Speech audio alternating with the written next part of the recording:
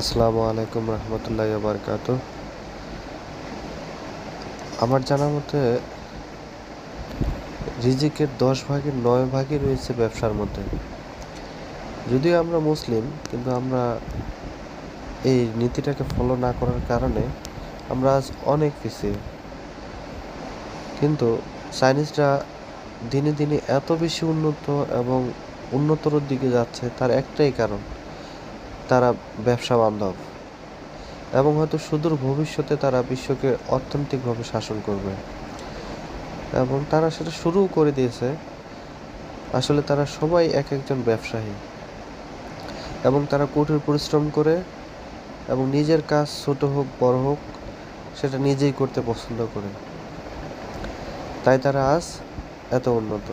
যদিও তারা অন্য ধর্মের, কিন্তু তারা এই নীতিটা ফলো করার কারণে আজ এত উন্নত।